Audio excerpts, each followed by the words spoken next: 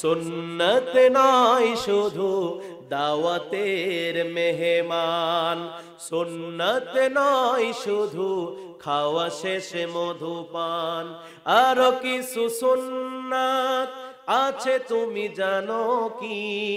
জানলেও জীবনে কখনো তা মানো কি?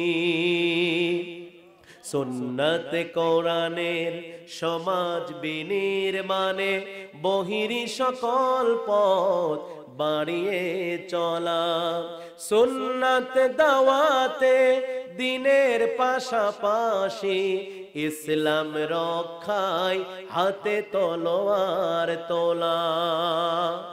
সুন্নাত শুধু নয় নমনীয় আলাপন, আর সুন্নাত হলো হুঙ্কার গর্জন। সুন্নাত শুধু নয় পাগড়ি মাথায় দেয়া, আর সুন্নাত হলো রাষ্ট্রনায়ক হওয়া। মোহাব্বতে তার সুদিনের সাথী তুমি, মোহাব্বতে তার সুদিনের সাথী তুমি, দুরুদিনেও তার পাশে থাকো কি? আরো কিছু সুন্নাত আছে তুমি জানো কি? জানলেও জীবনে কখনো তা মানো কি? সুবহানাল্লাহ। জিবরাইলকে যখন মাটি এই কথা বলে, জিবরাইলের তখন দয়া হলো। জিবরাইল তখন সেখান থেকে ফিরে গেল আল্লাহর কাছে। আল্লাহ বলে, জিবরাইল মাটি আনছো? জিবরাইল বলতেছে, আল্লাহ আমি পারি নাই, মাটি আমার কাছে অনেক অনুরোধ বিনোদ করছে, এইটা দেখে আমি মাটি নিতে পারি নাই। আল্লাহ পাক তখন বললেন, ও মিকাইল যাও মাটি নিয়ে আসো। জিবরাইল পারে নাই। আমার ভাইয়েরা খেয়াল করে শুনবেন, হযরতে মিকাইল আলাইহিস সালাম তিনি আবার মাটি আনার জন্য তিনি চলে গেলেন। হযরতে মিকাইল আলাইহিস সালাম মাটি আনার জন্য ওই জায়গাতে আবার চলে গেলেন। এমন সময় হযরতে মিকাইল মাটি নিবেন, এমন সময় আল্লাহ পাক মাটির জবানকে খুলে দিল। মাটি ডাক দিয়ে বলছে, আল্লাহর ফেরেশতা মিকাইল, আপনি আমারে নিবেন না, আপনি আমারে নিয়ে যাবেন না। এই মাটিতে আল্লাহ পাক আদম সন্তানকে বানাবে, আদম বানাবে।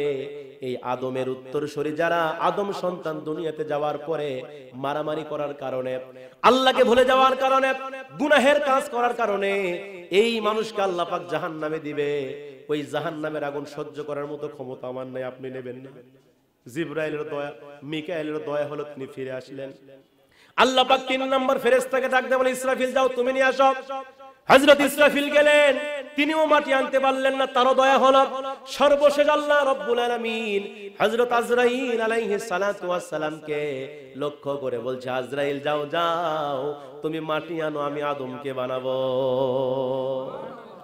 আল্লাহ পাকের ফেরেশতা হযরত আজরাইল তিনি এবার মাটি আনার জন্য চলে গেলেন। মাটি নিবেন, এমন সময় মাটিতে যখন হাত মারবে, এবার মাটি কান্না করতে করতে ডাক দেয় বলে, ও আল্লাহর ফেরেশতা আজরাইল, আপনি আমারে নেবেন না, কারণ এই মাটি দিয়ে আল্লাহ পাক আদম সন্তানকে বানাবে, আদমকে বানাবে। আদম সন্তানরা দুনিয়াতে যাওয়ার পরে আল্লাহকে ভুলে যাবে, আল্লাহর ইবাদত বাদ দিয়ে দিবে, যার কারণে আল্লাহ পাক তাদেরকে জাহান্নামে দিবে। ওই জাহান্নামের আগুন সহ্য করার মতো ক্ষমতা আমার নাই। এবার আজরাইল বলে, মাটি রে, হুকুম দিয়েছে আমার আল্লাহ, আমি মাটি নিয়েই যাব। আল্লাহু আকবার কর। আল্লাহর হুকুম আমি অমান্য করতে পারবো না। আল্লাহ যে হুকুম দিয়েছে, তুই যতই কান্নাকাটি কর, মাটি আমি নিয়েই যে ছাড়বো। আল্লাহু আকবার বলেন। এবার হযরত আজরাইল মাটির কথা শুনলেন না, একবারে মাটির মধ্যে হাত মারলেন। তাফসীরের মধ্যে আসছে, এক মুষ্টি মাটি নিলেন, এক মুষ্টি মাটির ভিতরে 40 মণ মাটি উঠে আসছে। কয় মণ? এক মুষ্টিতে 40 মণ মাটি। এবার হযরতে আজরাইল আলাইহিস সালাম এবার সেই মাটি নিয়ে আল্লাহর কাছে গেল। আল্লাহকে ডাক দিয়ে বলছে, আল্লাহ আমি আনছি। আল্লাহ কয়, মাশাআল্লাহ, আল্লাহু আকবার। এবার সঙ্গে সঙ্গে আল্লাহ ডাক দিয়ে বলছে, জিবরাইল তুমি যে মাটি নিয়ে আসছো, এই মাটি দিয়েই আমি আদম আলাইহিস সালাতু ওয়াস সালামকে সৃষ্টি করব, আদমকে বানাবো। তবে আজরাইল তোমাকে আমি আরেক একটা দায়িত্ব দিতে চাই। আজরাইল বলে, কি দায়িত্ব? এবার আল্লাহ বলে, আজরাইল তুমি যেহেতু মাটি আনতে সক্ষম হয়েছো, এই পৃথিবীতে এই মাটির মানুষকে সৃষ্টি করব এবং এই মাটির মানুষের যত মাখলুক আছে, এই মাখলুকের জান কবজের দায়িত্বটা তোমাকে দেব। আজরাইল কইছে আল্লাহ ওটা আমাকে দেন না। আল্লাহু আকবার কোন কইছে ওই দায়িত্ব আমাকে দেন না আল্লাহ, ওই দায়িত্ব দিলে দুনিয়াতে সবাই গেলে আমাকে গালি দিবে। যদি কারো বাপ মরে এই আজরাইল এসে লিয়ে গেছে, কথা কন না কেন? যদি কারো সোল মরে আজরাইল আমার সোল লিয়ে গেল। এই যে গাল, এই যে মানুষের গালি, এইটা আমি খাইতে পারবো না। আল্লাহ বলে আজরাইল টেনশন করিস না, আমি আল্লাহ পাক এমন কিছু কারণ সৃষ্টি করে দিব মানুষ মরবে তো গেলাবে না। আল্লাহ একবার মারা গেছে, কি হয়ে মারা গেছে? স্ট্রোক করে মারা গেছে, ডায়াবেটিস নীল হয়ে মারা গেছে। আজরাইলের কথা মুখ টানে, কথা কয় না পারে, মুখ টানে। তার মানে আল্লাহ পাক আজরাইলকে এই দায়িত্বটা আল্লাহ দিলেন। পৃথিবীর যত মাখলুক আছে সমস্ত মাখলুকের জান কবজ করে কে? আজরাইল। এই আজরাইল আলাইহিস সালাতু ওয়াস সালাম। আমার ভাইরা খেয়াল করে শুনবেন। এবার আল্লাহ রাব্বুল আলামিন আদম আলাইহিস সালাতু ওয়াস সালামের বডি স্ট্রাকচার তৈরি করলেন। সংক্ষিপ্ত আকারে বলছি, আমার সময় কম, তাফসীর থেকে বলছি। হযরত আদম আলাইহিস সালাতু ওয়াস সালামের বডি স্ট্রাকচার তৈরি করলেন। তৈরি করবার পরে এবার ওই সময় ছিল ইবলিস, যিনি আজাজিল ছিলেন, মানে ফেরেশতাদের সর্দার ছিল। আসলে এই ইবলিস কিন্তু আসলে ফেরেশতা ছিল না, সে ছিল একটা জিনের বাচ্চা। কথা কোন না কেন? জিনের সর্দার কি ছিল? বাচ্চা। জিনের একটা বাচ্চা ছিল, কারণ মানুষ সৃষ্টি করার পূর্বে আল্লাহ পাক এই পৃথিবীতে জিন জাতিকে সৃষ্টি করেছিল।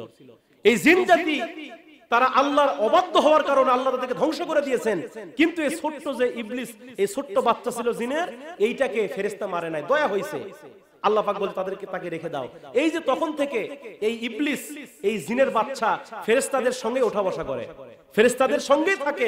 থাকতে থাকতে থাকতে থাকতে এক পর্যায়ে এই ইবলিস, এই জিনের বাচ্চা, সে আল্লাহর ইবাদত এত বেশি পরিমাণ করেছে, পৃথিবীর এমন কোন জায়গা নাই যেই জায়গাতে সে আল্লাহকে সেজদা দেয়নি। এত ইবাদত সে করেছে, এত আমল করেছে, সে ফেরেশতাদের সর্দার হয়ে গেছে। তো এবার যখন আল্লাহ পাক যখন আদমের বডি স্ট্রাকচার তৈরি করলেন, এবার ইবলিস তো আগেই বলেছিল আল্লাহ মানুষ সৃষ্টি করবেন না। এবার আদম আলাইহিস সালামের বডি রাস্তায় দাঁড় করে রাখা হয়েছে। ইবলিস এবার যায় আর আদম আলাইহিস সালামকে দেখে, বডি স্ট্রাকচার দেখার পর হিংসা করে এবার সেই আদম আলাইহিস সালাতু ওয়াস সালাম বডির ভিতরে থুতু নিক্ষেপ করলো। নাউজুবিল্লাহ। ইবলিস শয়তান থুতু নিক্ষেপ করলো। থুতু যখন নিক্ষেপ করা হলো, আল্লাহ পাক তখন বললেন, ও আমার ফেরেশতা জিবরাইল, এই যে ইবলিস শয়তান থুতু নিক্ষেপ করেছে আমার আদমকে, হিংসাত্মক মনোভাব নিয়ে এই থুতু দিয়া তুমি দুনিয়াতে একটা প্রাণী তৈরি করো। সেই প্রাণীর নাম কি বলতে পারবেন? জোরে বলেন। কুকুর। কুকুর। আল্লাহ একবার বলেন। এই যে ইবলিস শয়তান জাদু আসাম থুতু নিক্ষেপ করলো, তাফসীর প্রমাণ করছে এই ইবলিসের এই থুতু দিয়া আল্লাহ রাব্বুল আলামিন দুনিয়াতে একটা প্রাণী তৈরি করলেন, যেই প্রাণীর নাম হচ্ছে কুকুর। 6টা 7টা 8টা পর্যন্ত বাচ্চা দেয় প্রতি বছর। অথচ দেখবেন একটা গরু বছরে কয়টা বাচ্চা দেয়? কয়টা দেয়? একটা। তারপরেও কি এই এলাকায় কুকুরের গোশত কেউ খায়? আর গরুর গোশত কইছে হুজুর জম্বের খাওয়া খায়। বগরা কেন? সারা বাংলাদেশে প্রত্যেকদিন হাজার হাজার গরু জবাই হয়। শুধু তাই নয়, বছরে একটা ঈদ আছে আমাদের, ঈদুল আজহা, কুরবানির ঈদ। এই ঈদে সারা বাংলাদেশে লক্ষ লক্ষ গরু জবাই হয় কি হয় না? তারপরেও দেখা যায় বছরের শেষে হিসাব করে দেখা যায় কুত্তার চাইতে গরুই বেশি। তার মানে বোঝা গেল হালালে বরকত আছে, হারামে বরকত। আপনি সুদ খায়, ঘুষ খায়, টেবিলের তলে দিয়ে মারতেছেন, ওই টাকার কোনো বরকত নাই। আছে নাকি? পুরো বরকত আছে। অথচ দেখবেন মসজিদের ইমাম সাহেব, মুয়াজ্জিন সাহেব মাসে কয় টাকা বেতন দেন আপনারা? একটা মসজিদের বেতন 3000, 4000, 5000, 7000, 10000, সর্বোচ্চ বেতন 10,000 টাকা একজন ইমামের। তারপরেও দেখেন আল্লাহ পাক তাদেরকে সুন্দরভাবে জীবন যাপন করাচ্ছে। তার মানে বোঝা গেল হালালে বরকত আছে, হারামে বরকত। এই জন্য আল্লাহ রাব্বুল আলামিন সেই ইবলিসের থুতু দিয়া আল্লাহ পাক কি তৈরি করলেন? কুকুর তৈরি করলেন। আমার ভাইয়েরা খেয়াল করে শুনবেন, হযরত আদম আলাইহিস সালাতু ওয়াস সালামের বডি স্ট্রাকচার তৈরি করা হলো। আল্লাহ রাব্বুল আলামিন হযরত আদম আলাইহিস সালাতু ওয়াস সালামের বডির ভিতরে রূহ ফুঁকে দিলেন। রূহ যখন ফুঁকে দেওয়া হলো, আল্লাহ পাক রব্বুল আলামিন ফেরেশতাকে ডাক দেয়া বলছে, ও আমার ফেরেশতারা, তোমরা আদমকে সিজদা দাও। উসজুদু লি আদামা ফাসাজাদু ইল্লা ইবলিস। আল্লাহ ফেরেশতাদের লক্ষ্য করে বললেন, ও আমার ফেরেশতা আদমকে তোমরা সিজদা দাও। এই কথা যখন আল্লাহ বললেন, সমস্ত ফেরেশতারা আদম আলাইহিস সালাতু ওয়াস সালামকে সিজদা দিল, ইল্লা ইবলিস। কিন্তু ইবলিস সিজদা করলো না। আল্লাহ পাক সঙ্গে সঙ্গে ইবলিসকে ডাক দিয়ে বলেন, ইবলিস রে, মা মানাআকা আল্লাহ তাসজুদা ইদ আমারতুকা, ও ইবলিস কেন তুমি আদমকে সেজদা করলে না? এই হুকুম তো আমি আল্লাহ নিজেই দিলাম, তারপরেও কেন তুমি তাকে সেজদা দিলে না? এই কথা যখন আল্লাহ রাব্বুল আলামিন বললেন, সঙ্গে সঙ্গে ইবলিস তখন একটা যুক্তি দিল, অহংকার করলো। ইবলিস তখন বললেন, ক্বালা আনা খায়রুম মিনহু খালাকতানি মিন তিন ওয়া খালাকতাহু মিন নার। আল্লাহু আকবার। ইবলিস তখন অহংকার করে বললেন, ইবলিস কি অহংকার বলে, আনা খায়রুম মিনহু, আমি তার চাইতে ভালো। খালাকতানি মিন নার, কারণ আমারে বানাইছেন আগুন দিয়া। কি দিয়া? তার মানে ফেরেশতারা কিসের তৈরি? নূরের। নূরের জোরে বলে কিসের তৈরি? মানুষ কিসের তৈরি? আর জিন কিসের তৈরি? তার মানে এখান থেকে বোঝা গেল ইবলিস বলতেছে আল্লাহ আমারে বানাইছেন আগুন দিয়া, ও খালাকতাহু মিন তিন, আর আপনি আদমকে বানাইছেন তিন মানে মাটি। তিন মানে কি? আদমকে বানাইছেন মাটি দিয়া। ইবলিস অহংকার করে যুক্তি দিয়া বলল, আল্লাহ আগুনের পাওয়ার মাটির চাইতে বেশি, আগুনের ধর্ম উপর দিকে যাওয়া আর মাটির ধর্ম নিচের দিকে আসা, সুতরাং আমি আদমের চাইতে অনেক বড়, আমি বড় জিনিস হয়ে ছোট জিনিসের কাছে মাথা নত কেন করব? নাউজুবিল্লাহ। গণ অহংকার আমাদের সমাজে আছে না নাই? সারা জীবন ভাত পায়নি, যদি একটু টাকা পয়সা হয় ওর পাঁচ জমিনে পড়ে না, আছে না নাই?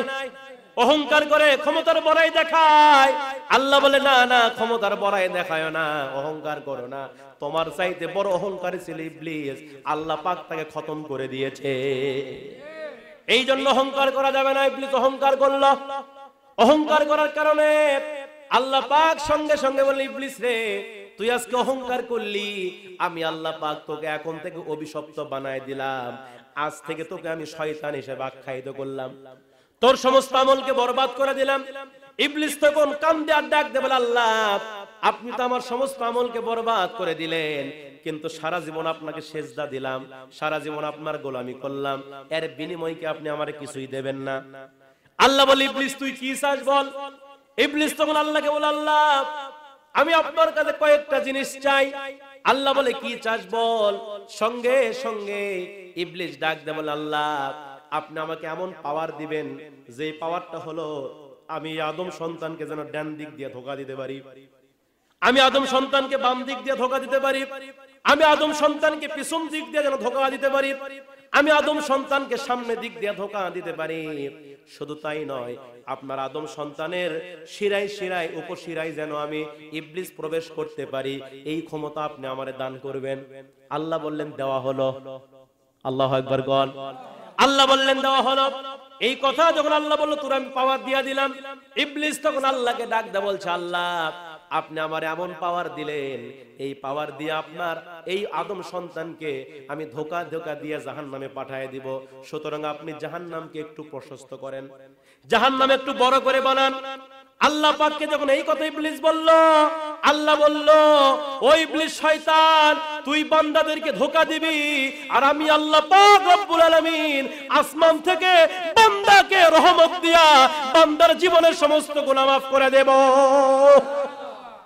আমার ভাইরা, আল্লাহ পাক রব্বুল আলামিন ইবলিসকে বলল, ইবলিস রে তুই বারবার ধোঁকা দিবি, এই ধোঁকা খাওয়ার পরে এই বান্দা যখন তুবু ইলাল্লাহ ওয়া তাওবাতান নাসুহা, আমার কাছে যখন মাফ চাইবে, আমি আল্লাহ পাক তাদের গুনাহ মাফ করে দেব। এই জন্য তওবার দরজা কিন্তু বন্ধ হয়নি। সুদ খাইছেন তো কি হয়েছে? সারা জীবন নামাজ কাজা করছেন, কি হয়েছে? আল্লাহ বলে, বান্দারে আমার দরজা খোলা আছে, আয় আয় আমার কাছে আয়, আমাকে সেজদা দে। বান্দারে তোর কপাল যখন সেজদায় পড়ে যায়, আমি আল্লাহ তোর নিকটবর্তী হয়ে যায়। এই জন্য আল্লাহকে বেশি বেশি সেজদা দিতে হবে। আজকে মুসলমান দাবি করি, কিন্তু মসজিদে আজান হয়, নামাজ পড়তে যায় না, আছে না নাই? আজকে আমরা মসজিদের দিকে যেতে চাই না, মুয়াজ্জিন সাহেব বারবার ডাকছে, হাইয়া আলাস সালাহ, হাইয়া আলাস সালাহ, হাইয়া আলাল ফালাহ, হাইয়া আলাল ফালাহ। বান্দারে নামাজের জন্য আসো, বান্দারে কল্যাণের জন্য আসো। আস-সালাতু খায়রুম মিনান নাওম, ও বান্দা ঘুমের চাইতে নামাজ উত্তম। আল্লাহু আকবার। বান্দা মুয়াজ্জিন বারবার ডাকছে, একটা দিন মসজিদের ধারের কাছেও যাই না। ও মুসলমান, আল্লাহ বলে, গোলাম আসো আসো, আমার দিকে ফিরে আসো। আল্লাহ পাক বলে, আমার দরজা তোমার জন্য খোলা আছে। আমার দরজা তোমার জন্য খোলা আছে। এই জন্য আজ থেকে ওয়াদাবদ্ধ হতে হবে, হুজুর জীবনে বহু নামাজ কাজা করছি হুজুর, আর নামাজ কাজা করব না। আল্লাহ নবী কিন্তু নামাজ ছাড়ে নাই, ঠিক কিনা? নবীজি মৃত্যুর সময় অসুস্থ হয়ে গেলেন। আমার নবীজির একবার হুশ একবার বেহুশ। নবীজি মসজিদে যেতে পারছিলেন না। সঙ্গে সঙ্গে হযরত আয়েশাকে ডাক দিয়ে বলছে, আয়েশা রে, আমি তো মসজিদে যেতে পারছি না, আমার অসুখ, তুমি একটু আলগা করে একটু ধরো, আমি নামাজের দৃশ্য দেখবো সাহাবীদের। এইদিকে সাহাবীরা মসজিদে দেরি করছিল, নবীজি আসে না কেন? সমস্ত সাহাবীরা অস্থির হয়ে যায়, আমার নবীজি মসজিদে আসে না। সাহাবীরা চিন্তা করতে করতে এক পর্যায়ে সাহাবীরা সিদ্ধান্ত নিয়ে ফেললো, নবীজি হয়তো আর মসজিদে আসবে না। এবার কি করা হলো? সমস্ত সাহাবীরা বিশ্বনবীর বড় একজন সাহাবী ছিল আবু বকর সিদ্দিক, আবু বকর সিদ্দিককে বিশ্বনবীর জায়নামাজে দাঁড়ায় দিলেন।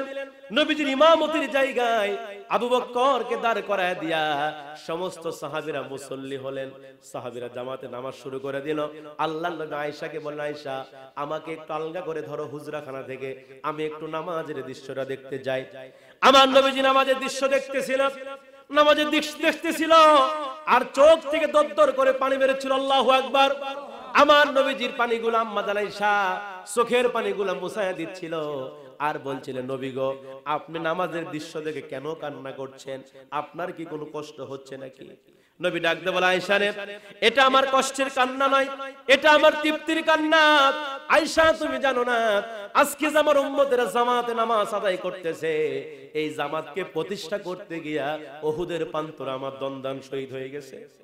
আজকে যে আমার উম্মতেরা জামাতে নামাজ পড়ছে, এই নামাজকে প্রতিষ্ঠা করতে গিয়া তায়েববাসীরা আমারে এত মার মেরেছে, আমার পিঠে এত পাথর মেরেছে, আমার পিঠ চালনির ছেদের মতো হয়ে গেছে, আমার পিঠ থেকে এত বেশি রক্ত পড়েছে, রক্ত বেঁধে আমার জুতা মোবারক জমাট বেঁধে গিয়েছে।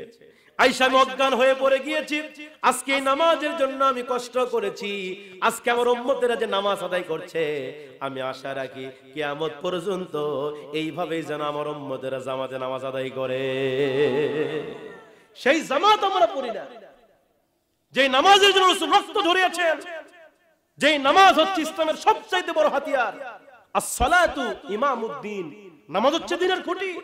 মৃত্যুর পরে সর্বপ্রথম আল্লাহ পাক নামাজের কথা আপনাকে জিজ্ঞাসা করবেন। আউয়ালু মা ইউহাসাবু বিহিল আবদু ইয়াউমাল কিয়ামাতিস সালাহ। আল্লাহ পাক নামাজের কথা আগে বলবেন। আজকে নামাজ নেই আমাদের জীবনে, নামাজ না আমাদের জীবনে। রাসূল মৃত্যুর সময় স্ত্রীর কথা বলে নাই, সন্তানের কথা বলে নাই, নাতির কথা বলে নাই। রাসূল বলেছেন, as-সালাত as-সালাত ওয়া মা মালাকাত আইমানুকুম, নামাজ নামাজ নামাজ, আমার উম্মতের নামাজ ছেড়ে দিও না। ঠিক কিনা ধরে বলেন? সেই নামাজ আমরা পড়ি না, সেই নামাজের জন্য মসজিদে আমরা যাই না।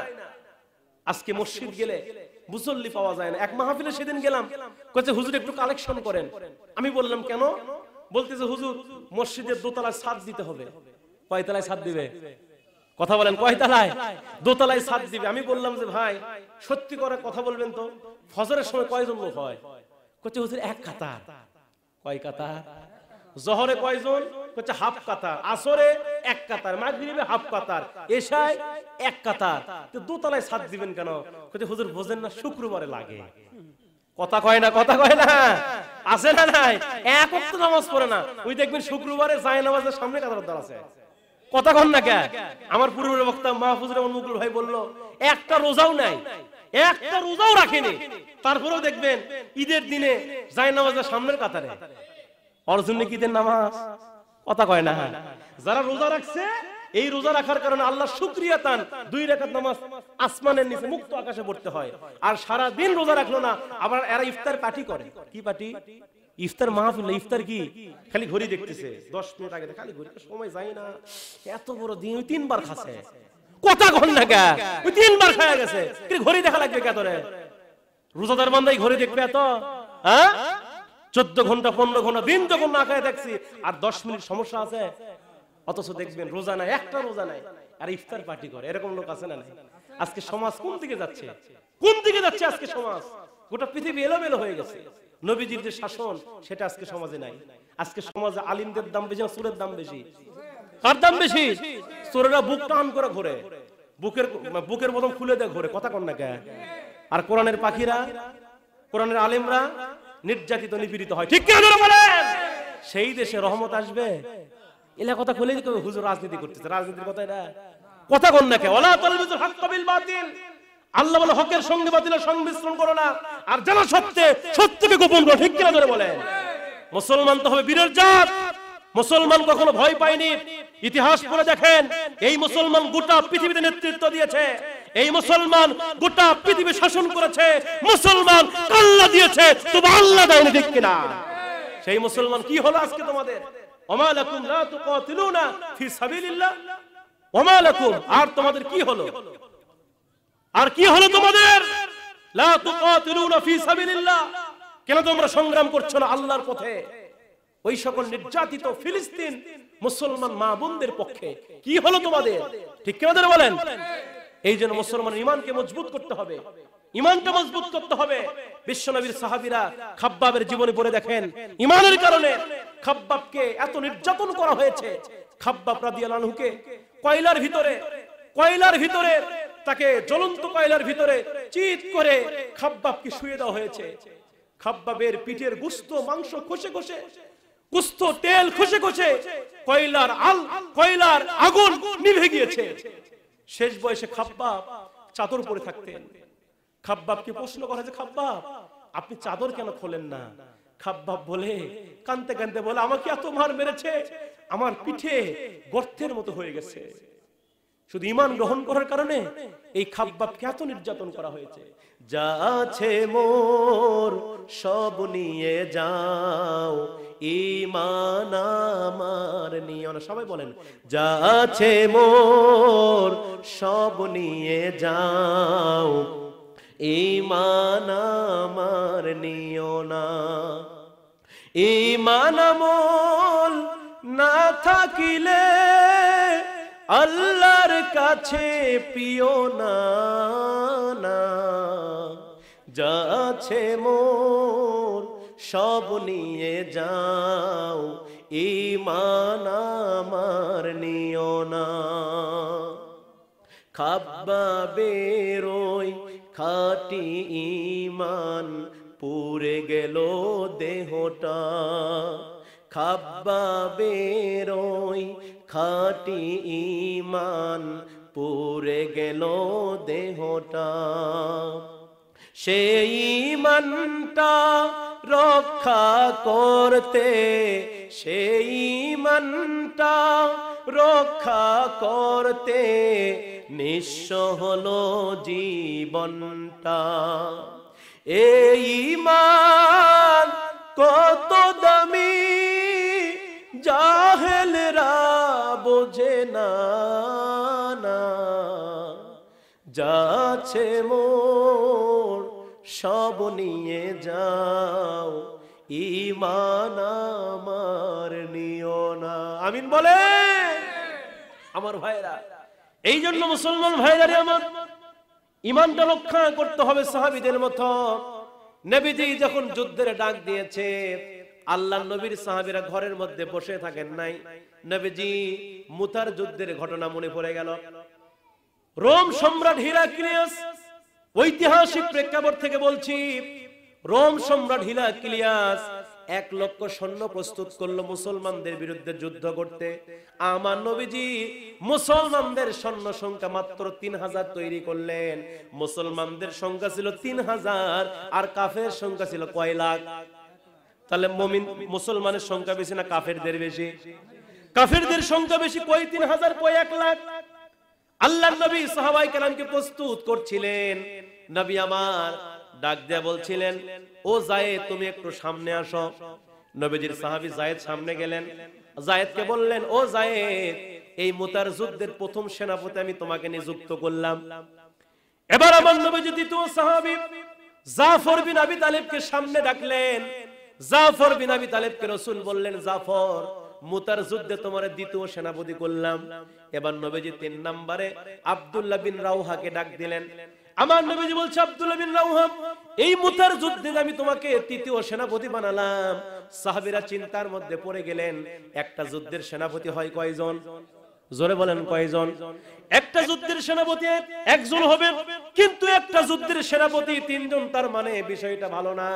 তার মানে প্রথম সেনাপতি শহীদ হবে, শহীদ হওয়ার পরে দ্বিতীয় সেনাপতি ঝান্ডা বহন করবে, দ্বিতীয় সেনাপতি শহীদ হলে 3 নম্বর সেনাপতি ঝান্ডা বহন করবে। আমার নবীজি 3 জন সাহাবীকে ডাক দা বলছেন, ও সাহাবীরা যাও যাও তোমরা বাড়ি থেকে বিদায় আদায় নিয়ে আসো। এবার যায়েদকে বলছে, যায়েদ বলছে, ইয়া রাসূলুল্লাহ আমার তো দুনিয়াতে কোনো অভিভাবক নাই, আপনি তো হলো আমার অভিভাবক, আমার মা হলো আম্মাজান আয়েশা। কারণ যায়েদ বিন হারিস ছিল বিশ্বনবীর পালক পুত্র। নবীজির কাছে থেকে অনুমতি নিলেন, ইয়া রাসূলুল্লাহ আমি যুদ্ধের ময়দানে যাব, আর কারো কাছে অনুমতি নেওয়ার দরকার নাই। দ্বিতীয় নম্বরে জাফর বিন আবি তালেবকে রাসূল বললেন, যাও তুমি বাড়ি থেকে বিদায় নিয়ে আসো। জাফর বিন আবি তালেবের স্ত্রী ছিল, ছোট্ট ছোট্ট 2টা বাচ্চা ছিল। জাফর বিন আবি তালেব তিনি চলে গেলেন বাড়িতে। বাড়িতে যাওয়ার পরে স্ত্রী ছিল, স্ত্রীকে ডাক দা বলছে, স্ত্রী রে রাসূল তো আমারে মুতার যুদ্ধের সেনাপতি বানাইছে, আমাকে মুতার যুদ্ধের দ্বিতীয় সেনাপতি বানাইছে, এই মুহূর্তে আমি মুতার প্রান্তরে চলে যাব, তুমি কি বলো? স্ত্রী বললেন, স্বামী অবশ্যই আপনি যুদ্ধে যাবেন, তবে আমি আল্লাহর কাছে দোয়া করি আল্লাহ পাক যেন আপনাকে গাজী বানায়া আমার ঘরে আবার ফিরাইয়া দেয়। এই কথা যখন স্ত্রী বললেন, হযরত জাফর বিন আবি তালেব কোমরের মধ্যে ছিল কুশবদ্ধ তলোয়ার। এই কুশবদ্ধ তলোয়ারটা হযরতে জাফর বিন আবি তালেব উন্মুক্ত করে তলোয়ারের উল্টা পিঠ দিয়া স্ত্রীর হাতের মধ্যে মৃদু আঘাত করলেন। স্ত্রীর হাতে যখন আঘাত করলেন, আঘাত করার সঙ্গে সঙ্গে এবার জাফর বলছে, স্ত্রী রে তোমার হাতটা কাটছে নাকি? স্ত্রী ডাকতে বলছে, না হাত কাটে নাই। এবার জাফর ডাকতে বলছে, স্ত্রী রে হাত না কাটার কারণ হলো আমি তলোয়ারের উল্টা পিঠ দিয়ে আঘাত করেছি বলে হাতটা কাটে নাই। স্ত্রী তুমি যে দোয়াটা আমার জন্য করলা, আমি যেন তোমার ঘরে ফিরে আসি, এই দোয়াও যেন আল্লাহ পাক উল্টা দিক দিয়ে কবুল করে না। স্ত্রী রে এই দোয়া যেন আল্লাহ কবুল না করে, কারণ আমার পূর্বে একজন সেনাপতি আছে, পরে একজন সেনাপতি আছে, নিশ্চিত আমি শহীদ হয়ে যাব। তবে স্ত্রী রে, তবে দুনিয়াতে হয়তো দেখা না হলে ওই জান্নাতে সিঁড়িতে তোর সঙ্গে আমার দেখা হবে। সুবহানাল্লাহ বলেন। এবার ছোট্ট ছোট্ট 2টা বাচ্চা ছিল, 2 বাচ্চাকে 2 উরুর উপরে বসায় নিয়ে জাফর বিন আবি তালেব ছোট্ট বাচ্চার চোখে মুখে চুমা খায়, আর চুমা খায়া ছোট্ট বাচ্চাদেরকে রেখে যায় হযরতে জাফর বিন আবি তালেব ঘোড়ার উপর সওয়ার করে মুতার যুদ্ধে যাইতেছিল। পিছন থেকে বাচ্চারা আব্বা আব্বা বলে ডাকছে, আমি জাফর একটাবারও পিছন দিকে তাকাই না। হযরতে জাফর বিন আবি তালেব যুদ্ধে চলে গেলেন। 3 নম্বর সেনাপতি আব্দুল্লাহ বিন রাওহা তিনিও যুদ্ধে যাবেন। আব্দুল্লাহ বিন রাওহাকে রাসূল বললেন, যাও যাও নতুন বিয়ে করছো, অনুমতি নিয়ে আসো। বাড়িতে নতুন বউ, স্ত্রী সহবাস পর্যন্ত হয়নি, দুপুর বেলা বিয়ে করছে, বিকাল বেলা যুদ্ধে যাবেন। বাড়ি ভরা মেহমান। হযরত আব্দুল্লাহ বিন রাওহা বাড়িতে যাওয়ার পরে স্ত্রীকে একটা বারের জন্য দেখে নাই।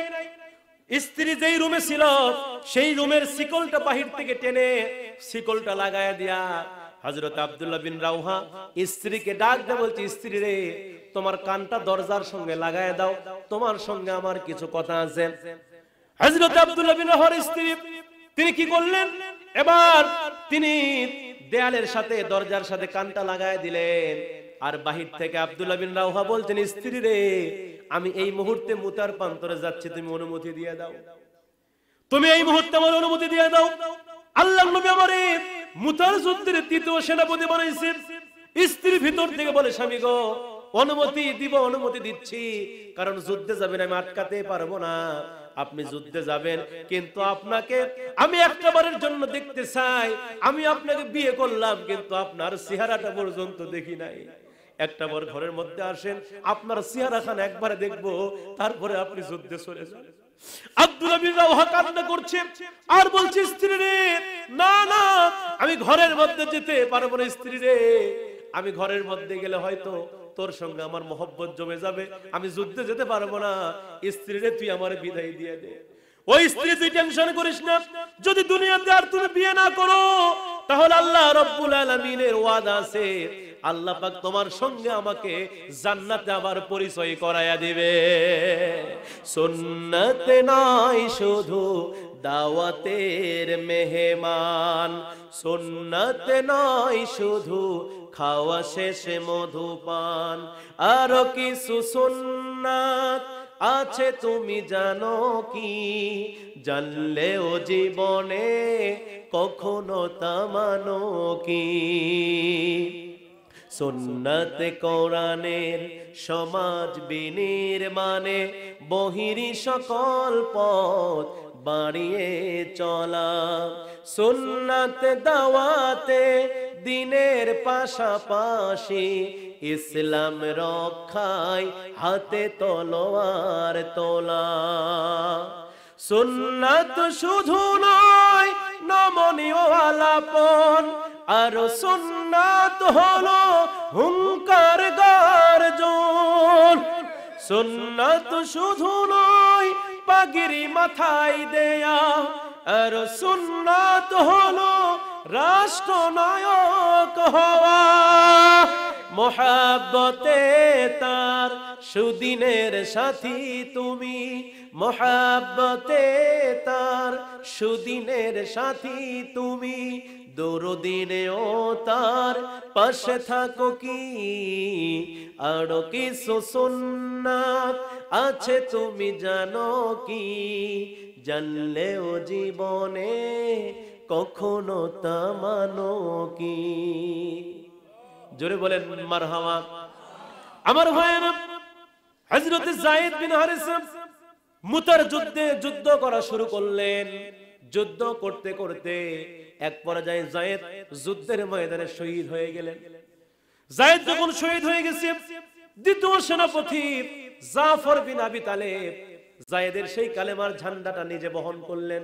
কালেমার ঝান্ডা ধরে হযরত জাফর তিনি দ্বিতীয় সেনাপতির ভূমিকা নিয়ে তিনি যুদ্ধ করা শুরু করলেন, কাফিরদের বিরুদ্ধে লড়াই করা শুরু করলেন। যুদ্ধ করতে করতে লড়াই করতে করতে এক পর্যায়ে হযরত জাফর বিন আবি তালেব তিনিও শহীদ হয়ে গেলেন। জাফর যখন তিনি শহীদ হয়ে গেলেন, তৃতীয় সেনাপতি আব্দুল্লাহ বিন রাওহা তিনি এবার কালেমার ঝান্ডাটা নিজের হাতে নিলেন। কালেমার ঝান্ডা হাতে নিয়ে হযরত আব্দুল্লাহ বিন রাওহা তিনিও যুদ্ধ করা শুরু করলো। যুদ্ধ করতে করতে কাফের বেঈমানরা হযরত আব্দুল্লাহ বিন রাওহার ডান হাতের মধ্যে কোপ মারলেন। ডান হাত ছিঁড়ে গেল। কোপ মারার পরে এই কালেমার পতাকা বাম হাতের মধ্যে ধরলেন। আল্লাহু আকবার। বাম হাতের মধ্যে কালেমার পতাকা ধরলেন। কালেমার পতাকা বাম হাতে ধরে এই বাম হাতের মধ্যে কাফেররা কোপ মারলেন। বাম হাতের মধ্যে যখন কাফেররা কোপ মেরেছে, আব্দুল্লাহ বিন রাওহা কালেমার পতাকা মুখের মধ্যে দাঁত দিয়ে ধরল। আল্লাহু আকবার। দাঁত দিয়ে কালেমার পতাকাটা ধরে হযরত জাফরের দুইটা হাত টুকরা টুকরা করা হলো। জাফর কালেমার পতাকা ধরে তার দাঁতের মধ্যে দিয়া কালেমার পতাকা উড্ডয়ন করে রেখে দিয়েছে। হযরত জাফর বিন হযরত আব্দুল্লাহ বিন রাওহা কালেমার পতাকা যখন উড্ডয়ন করেছে, এমন সময় হযরতে আব্দুল্লাহ বিন রাওহা যুদ্ধ করতে পারছে না। এমন সময় সাহাবীরা পরামর্শ করে চতুর্থ সেনাপতি নিযুক্ত করা হলো, যার নাম ছিল খালিদ বিন ওয়ালিদ। নাম কি বললাম? খালিদ বিন ওয়ালিদ, যিনি ছিলেন ইসলামের বড় একজন মুজাহিদ, বড় একজন বীর ছিল খালিদ বিন ওয়ালিদ। এই খালিদ বিন ওয়ালিদের নেতৃত্বে আবার যুদ্ধ শুরু হয়ে গেল। খালিদ বিন ওয়ালিদ তিনি আব্দুল্লাহ বিন রাওহার কাছে গেলেন। কাছে যাওয়ার পরে তার দাঁতের মধ্যে যে কালেমার ঝান্ডা ছিল বের করতে চাই, কিন্তু বের হয় না। জোরে টান মারে বের হয় না। হযরত খালিদ বিন ওয়ালিদ আব্দুল্লাহ বিন রাওহার কানে কানে কি যেন বললেন। কানে কানে কি যেন বলার সঙ্গে সঙ্গে আব্দুল্লাহ বিন রাওহার মুখ থেকে কালেমার ঝান্ডাটা অটোমেটিক বের হয়ে গেল। আল্লাহু আকবার। খালিদ বিন ওয়ালিদ তিনি এবার কালেমার ঝান্ডা নিয়ে যুদ্ধ করা শুরু করলেন। এত বীরত্বের পরিচয় দিয়েছিলেন মুতার বন্ধু খালিদ বিন ওয়ালিদ। যুদ্ধ করতে করতে এক নয়, দুই নয়, তিন নয়, তিনি 8টি তলোয়ার ভেঙে ফেললেন। আল্লাহু আকবার বলেন। হযরত খালিদ বিন ওয়ালিদ 8টি তলোয়ার ভেঙে ফেলে যুদ্ধে বিজয় আনলেন। এখান থেকে খালিদ বিন ওয়ালিদ মেসেজ দিল, গোটা পৃথিবীতে নাস্তিকের মুর্তজারা বেঈমান যতই বেশি হোক, ঈমান যদি মজবুত থাকে, খালিদ বিন ওয়ালিদের নেতৃত্বে আবার মুসলমানের ক্ষমতায় আসবে গোটা পৃথিবী। জোরে বলেন ঠিক কিনা? কিন্তু আপনাকে ঈমান রাখতে হবে খালিদ বিন ওয়ালিদের মতো, কারণ খালিদ বিন ওয়ালিদের ঈমানটা ছিল মজবুত। আজকে আমরা মুসলমানের ঈমানটা হয়ে গেছে দুর্বল, যার কারণে আমরা বাতিলকে ভয় করি। কথা কন না কেন? কিন্তু আল্লাহ বলে ভয় পাওয়ার দরকার নাই। বদরের যুদ্ধে মুসলমানদের সংখ্যা 313 জন, আর কাফেরের সংখ্যা ছিল কয় হাজার? 1000 বিজয় দিয়েছিল কাদেরকে? মুসলমানরা বিজয় অর্জন করেছে মাত্র 313 জন। এই জন্য আল্লাহ বলেন, গোলাম যদি ইমানটা মজবুত রাখতে পারো আল্লাহর নামে যুদ্ধের ময়দানে কেন? যেই নমরুদ সিদ্ধান্ত নিয়েছিল আল্লাহকে গুলি করব, কি করবে? আল্লাহ মারবে। উপর দিকে আল্লাহ আছে, তীর, আল্লাহকে অনেক উঁচু করে তীর মারলো আল্লাহকে। আল্লাহ বলে, ফেরেশতা মাছের একটু রক্ত তীরের আগায় একটু ভরে নিচে পাঠায় দাও। আল্লাহু আকবার কোন। যখন মাছের রক্ত যখন তীরের আগায় আল্লাহ পাক ফেরেশতা যখন ভরে নিচে যখন পাঠায় দিল, সঙ্গে সঙ্গে নমরুদ তো মহা খুশি, আল্লাহ শেষ। নাউজুবিল্লাহ কোন। এ আল্লাহ কি শেষ হওয়ার জিনিস? শেষ হওয়ার জিনিস? নমরুদ বলতেছে আল্লাহ তো শেষ, আল্লাহর খেলা শেষ, আল্লাহ শেষ করছি। আল্লাহ বলতেছে, নমরুদ আমি তোরে এমন কৌশলে মারবো যেইটা দুনিয়ার সবচাইতে ছোট্ট একটা প্রাণী, যার নাম হচ্ছে মশা। নাম কি? আবার এই মশাটা হলো মানে সুস্থ মশা, অসুস্থ মশা, মানে প্যারালাইসিস, এক পাও ভাঙ্গা, এক পাও কি ল্যাংড়া মশা। এখন এই মশাটা ল্যাংড়া কেন হলো? তাফসীরকাররা লিখতেছেন, আল্লাহ যখন বললেন ফেরা নমরুদকে মারতে হবে, মশা এই নমরুদকে আমি তোমাদেরকে দিয়ে মারবো, এই কথা যখন আল্লাহ হুকুম দিলেন, সঙ্গে সঙ্গে মশার এত দ্রুত দৌড় মারলো, দেখা গেল এই মশাটার পাই ভেঙে গেছে, মানে বাড়ি খেতে খেতে পাই ভেঙে গেছে। আল্লাহ পাক বললেন, মশা তোর নিয়ত সহি হওয়ার কারণে, যে আমি আল্লাহর পক্ষ নেওয়ার কারণে আমি আল্লাহ পাক তোক দিয়া বড় জালিমকে খতম করব। কথা কয় না, আমি তোক দিয়া খতম করব। এই যে মশা নাকের মধ্যে দিয়ে কুটি গেছিল, এই যে মাথার উপরে যখন মাথার যখন এই মাঝখানে যখন কামড় মারে, তখন নমরুদ তখন অস্থির হয়ে যায়, এত অস্থির হয় বলে আর পাকা হাঁকায় লাভ নাই, মাথায় জুতা মার। কি মার? জুতা মার। জুতা মারার জন্য লোক ভাড়া করা হলো। যখন জুতা মারে মশা চুপ করে থাকে, আবার কামড় মারে। যখন জুতা মারে মশা কি করে থাকে? চুপ থাকে। এইভাবে নমরুদ সিদ্ধান্ত নিল, না জুতা মার খাওয়ার জন্য লোক লাওয়া লাগবে। 2 জন লোক নিযুক্ত করা হলো, খালি ওদের কামে খেলে জুতা মারা। কি মারা? সেই জুতা আছে না নাই? সিদ্ধান্ত নেবেন, জুতা আছে না নাই? সাবধান। ইসলাম কোরআন এটা করে বাপের সম্পত্তি নয়, কোরআন হচ্ছে আল্লাহর বাণী। কার বাণী? এই জন্য আল্লাহর হুকুম, আল্লাহর হুকুম আল্লাহর জমিনে থাক, এটা আমরা চাই কিনা? নমরুদকে আল্লাহ পাক খতম করছে কিনা? খতম করে আল্লাহ পাক এই পৃথিবীতে দ্বীনকে জিন্দা করেছে। কি করেছে? সেই দিন আজকে আছে আমাদের মাঝে। এই দিন কিয়ামত পর্যন্ত থাকবে। কোন অপশক্তি, নাস্তিক আর মুরতাদ আল্লাহর জমিন থেকে আল্লাহর দিন উৎখাত করতে পারবে না। ঠিক কিনা জোরে বলেন। আমার ভাইরা খেয়াল করে শুনবেন, বিশ্বনবীর সাহাবীরা আল্লাহর জমিন আল্লাহর দিন প্রতিষ্ঠার জন্য সংগ্রাম করেছে, মুজাহাদা করেছে। এমনকি মহিলা সাহাবীরা পর্যন্ত নবীজিকে জান প্রাণ দিয়ে ভালোবেসেছে। আজকে নবীজির ভালোবাসা আমাদের ভিতরে নাই। আমরা শুধু ভালোবাসি ইয়া নবী সালাম আলাইকা, গরম গরম জিলাপি খা। কথা বল না কা? প্রকৃত ভালোবাসার নাম নয়। প্রকৃত ভালোবাসা হলো রাসূলের বিরুদ্ধে কথা বললে তার জিহ্বা টেনে ছিঁড়ে ফেলা হবে। রাসূলের বিরুদ্ধে কথা বলা যাবে না। রাসূল হচ্ছে আমাদের ঈমান। লা ইউমিনু আহাদুকুম হাত্তা কুন হাব্বা ইলাইহি মিন ওয়ালিদিহি ওয়া ওয়ালাদিহি ওয়ান নাসি আজমাইন। আল্লাহ রাসূল বলেন, ওই ব্যক্তি ততক্ষণ পর্যন্ত মুমিন হতে পারবে না যতক্ষণ পর্যন্ত তার চাইতে, তার জীবনের চাইতে, তার সন্তান সন্ততির চাইতে আমি রাসূলকে বেশি ভালো না বাসবে। আমার রাসূলকে সবচেয়ে বেশি ভালোবাসতে হবে। হযরত ওমর ফারুক নিজের বাবার চাইতে রাসূলকে বেশি ভালোবাসতেন। নিজের বাবা রাসূলের বিরুদ্ধে গালি দিয়েছে, হযরত ওমর নিজের বাবাকেও কিন্তু ছাড় দেয়নি। ঠিক কিনা বলেন? আমার ভাইরা, এই জন্য নবীকে ভালোবাসতে আমাদের জীবনের চাইতে বেশি। নবীজি যুদ্ধের ময়দানে যাবেন, আল্লাহর নবীর কাছে একজন মহিলা সাহাবী উপস্থিত হয়ে গেলেন। আল্লাহর নবীর কাছে একজন মহিলা সাহাবী গেলেন। সেই মহিলা সাহাবীর ছোট্ট একটা বাচ্চা ছিল। এই বাচ্চাটা নবীজির কোলের মধ্যে উঠায় দিলেন আর বললেন, ইয়া রাসূলুল্লাহ, ইয়া হাবিবাল্লাহ, নবী গো, আমার তো স্বামীও দুনিয়াতে জীবিত নাই, আমার বড় কোনো সন্তান জীবিত নাই। এই যে ছোট্ট একটা বাচ্চা আছে, এইটাকে যুদ্ধের জন্য আমি ওয়াকফ করে দিলাম। এই বাচ্চাকে নিয়ে আপনি যুদ্ধের ময়দানে যাবেন। নিজের ছোট্ট বাচ্চাকে যুদ্ধের জন্য কুরবানি করে দিলেন।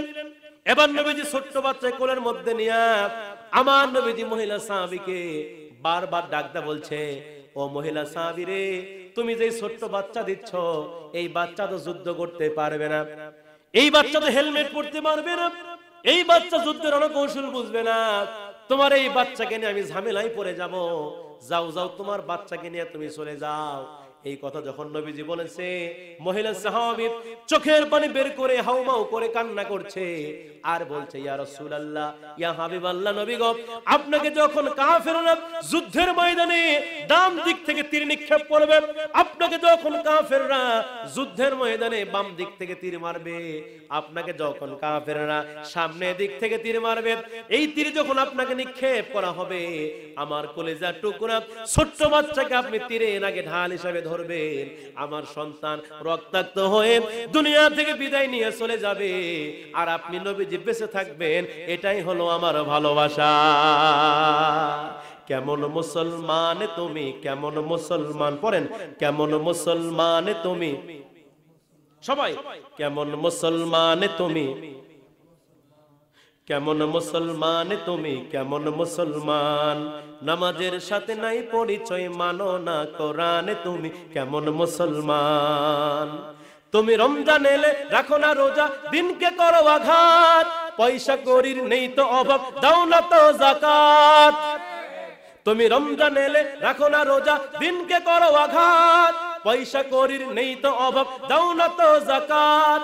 তুমি ইমানদারির বড়াই করো, নেই তোমার ঈমান, তুমি কেমন মুসলমান, কেমন মুসলমান তুমি, কেমন মুসলমান, নামাজের সাথে নাই পরিচয়, মানো না কোরআন তুমি কেমন মুসলমান।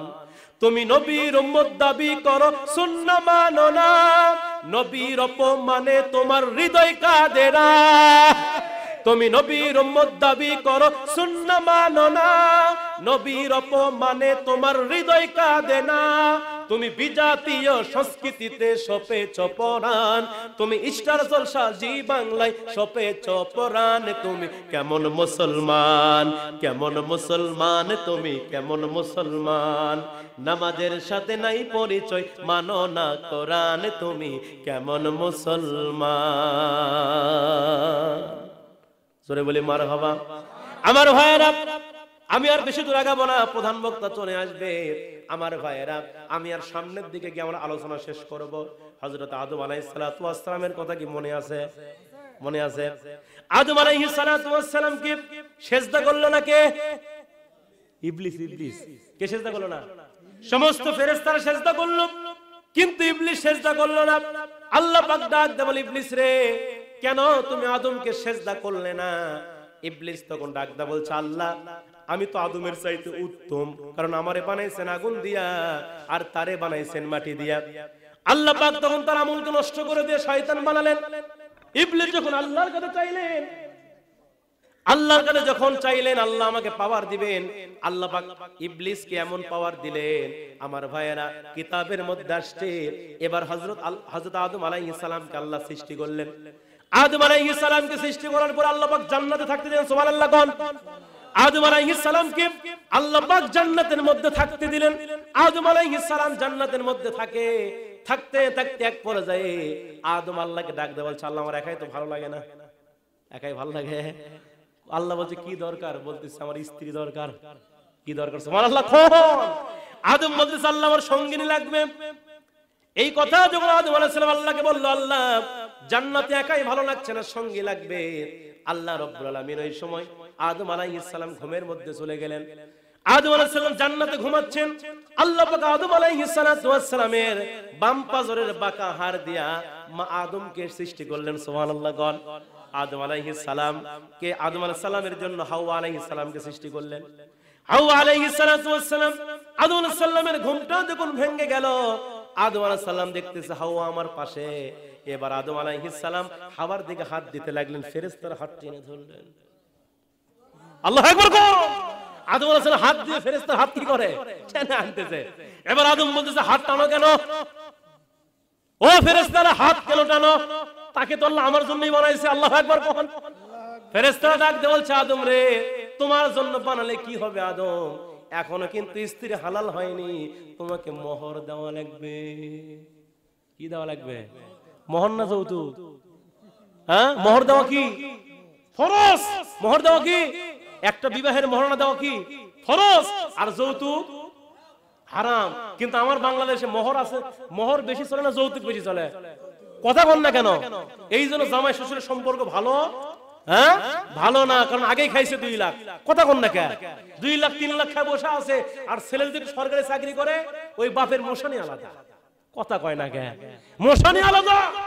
আমার ছেলে সরকারি চাকরি করে, একটা পালসার দিবে না? কে ধাপের হাটে আরে নাকি ওটা রে? কি ওটা আরে? হ্যাঁ দাম বাড়াচ্ছে নাকি? যেমন কুরবানি হাটে আরের দাম বাড়ে না কবে? হ্যাঁ ওইখানে দাম বাড়াচ্ছে বেটা। এই আসলে এই বাপগুলা বেটা তৈরি করেনি, ধাপের হাটে আরা তৈরি করে। ঠিক কিনা জোরে বলে? সন্তান লালন পালন করবেন, যৌতুকের আশা নয়, সন্তান হবে। সন্তান হবে একজন দিনদার মেয়েকে মোহরানা প্রদান করে কি করবে? বিবাহ করবে। মোহর দেওয়া ফরজ। আর আমার সমাজে মোহরের কোনো কথাই চলে না। যেই জিনিসটা হারাম সেটা সব নগদ, আর যেটা ফরজ সেটা 1001 টাকা। কয় টাকা? তাহলে উল্টা না সিধা? সেই বিয়ে থেকে বরকত থাকতে পারে, রহমত থাকতে পারে। জামাই শ্বশুরের সম্পর্ক তো হওয়া লাগবে নবীজির মতো। আল্লাহর নবী জামাই ছিল হযরত আলী। কে ছিল? নবীজির আলী। আলী হলেন একজন নবীজির বিশিষ্ট সাহাবী, নবীজির জামাই। নবীজি মাঝে মাঝে আলীর সঙ্গে মজা করতেন। সুবহানাল্লাহ কোন? দেখেন জামাই শ্বশুর কেমন মজা করতেন। আল্লাহর নবী সাল্লাল্লাহু আলাইহি ওয়াসাল্লাম একদিন সাহাবায়ে কিরামকে নিয়ে কাঁঠাল খাচ্ছিলেন। কি খাচ্ছিলেন? ডান পাশে আলী বসে আছে, আল্লাহর নবী কাঁঠালগুলো খায় আর বিচি রাখে জামাই আলীর সামনে। নবীজি কাঁঠালগুলো খায় আর বিচি রাখে কার সামনে? আলীর সামনে। কাঁঠাল খাওয়া তখন শেষ হয়ে গেছে। আমার নবীজি আবার সাহাবায়ে কেরামকে লক্ষ্য করে বলছে, আমার সাহাবীরা দেখো আমার জামাই আলী কত বড় খাদক, কত বড় খাদক, খাইতে খাইতে কতগুলো কাঁঠাল খাইছে। আল্লাহু আকবার। এবার আলী রাদিয়াল্লাহু আনহু মুস্কি মুস্কি হাসে। আলী এবার লাফ দিয়ে দাঁড়ায় গেছে। আলী বলতেছে, ও নবীর সাহাবীরা, ও নবীর সাহাবীরা, আমি হলাম আসাদুল্লাহিল গালিব, ইসলামের জন্য সিংহের মতো লড়াই করি, আমার জন্য একটু বেশি খাওয়া মানায়, তবে আমি খাইছি বিসি ছাড়া, আর নবী খাইছি বিসি শুদ্ধা। আল্লাহু আকবার। বিসি কই গেল? নবীজি কাঁঠাল খাইছে, বিসি কই? তার মানে ক্ষুধা কাক বেশি লাগছে। সুবহানাল্লাহ কোন? এই যে রাসূল মাঝে মাঝে মজা করতেন সাহাবীদের সঙ্গে, জামাইয়ের সঙ্গে মজা করতেন। আজকে দেখবেন আমার বাংলাদেশে জামাই শ্বশুরের সম্পর্ক ভালো ভালো নাই। এইজন্য জামাই শ্বশুরের সম্পর্ক ভালো হওয়া দরকার। আমার ভাইরা খেয়াল করে শুনবেন, আদম আলাইহিস সালাম যখন হাত দিতে লাগলেন, ফেরেশতারা যখন হাতটা বাধা দিলেন, এবার আদম ডাক দিয়ে বলছে, ও ফেরেশতারা হাত কেন টান দিয়ে ধরো? ফেরেশতারা ডাক দিয়ে বলছে, ও আদম তুমি মোহরানা আদায় করো, মোহর যদি আদায় করতে পারো হাওয়া আলাইহিস সালাম তোমার জন্য হালাল হয়ে যাবে। এই কথা যখন বলেছেন, সঙ্গে সঙ্গে আদম আলাইহিস সালাম বলছেন, মোহর তো আমি বুঝি না, মোহর কি? এবার ফেরেশতারা বলতেছে, ফেরেশতারা ডাক দিয়ে বলছে, ও আদম এই মুহূর্তে তুমি বিশ্ব নবীর উপর 3 বার দরুদ শরীফ পড়ো। 3 বার দরুদ শরীফ পড়লে আল্লাহ পাকের পক্ষ থেকে মোহরানা আদায় হয়ে যাবে।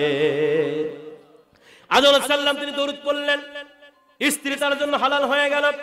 এবার আদম হাওয়া জান্নাতের মধ্যে বসবাস করে, জান্নাতের মধ্যে থাকতে থাকতে আল্লাহ পাক তাদেরকে লক্ষ্য করে বললেন, আদম হাওয়া জান্নাতের ভিতরে ঘোরাফেরা করো, জান্নাতের সকল নাজ নিয়ামত, জান্নাতের সকল নাজ নিয়ামত তোমরা খাও, কিন্তু ওয়ালা তাকরাবা হাযিহি শাজারাত, ওই যে একটা গাছ দেখতেছো, ওই গাছের ফল তো খাওয়া দূরের কথা, ওই গাছের ধারের কাছেও তোমরা যেও না।